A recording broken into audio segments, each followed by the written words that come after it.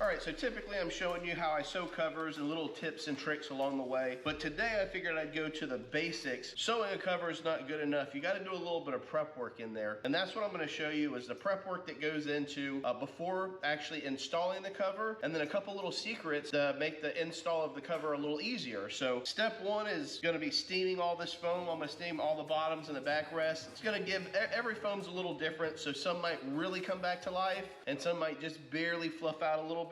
We're wanting that nice tight factory fit, so steam's the best way to achieve it. And I'm gonna kind of go through the process as we go.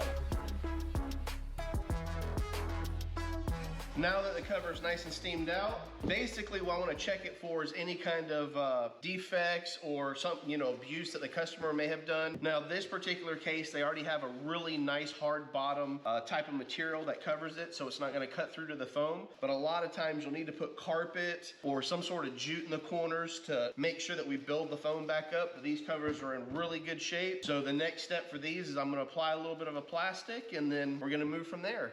All right, so now we're actually going to attempt to put some plastic on here. You may see that we went ahead and removed the airbag. This is not going in a car that actually takes an airbag. It's an old 56. And then we added a little piece of foam up here at the top where we removed the headrest.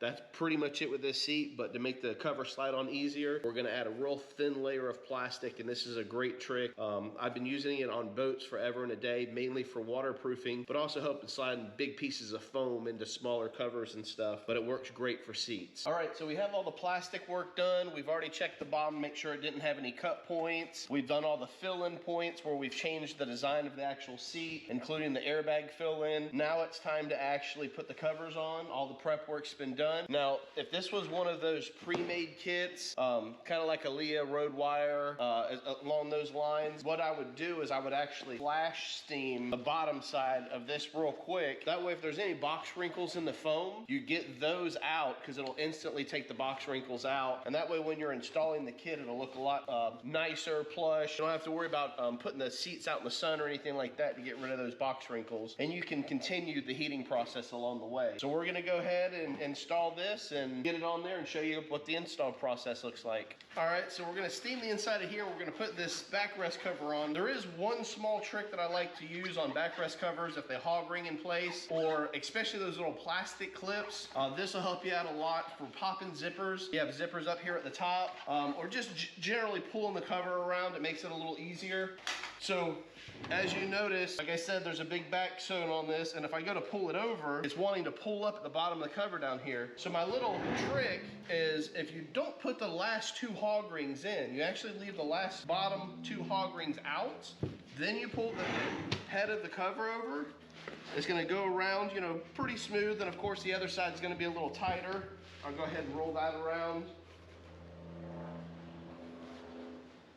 Now I want you to notice that both these ends are pulled up very, very far. So if they were hog ringed into place, it actually might have pulled the listing out, or if it was in that little plastic clip, it might have popped that plastic clip. But now that I have this all the way around, I can go ahead and slide the cover down, get everything in place. Might have to do a little bit of slapping to the cover or whatnot, but I'll go ahead and reapply those last two hog rings now. I can get to them, put them in place, and there was no damage done. It made putting the cover on quite a bit easier.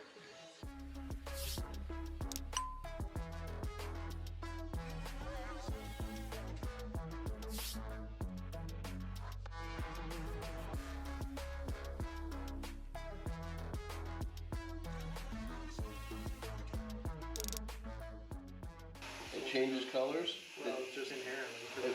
It feels nice and dense too.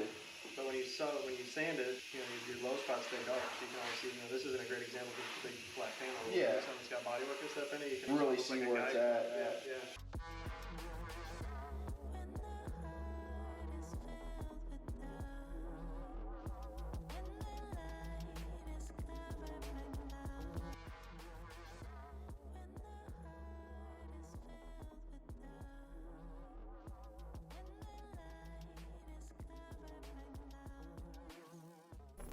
Leather.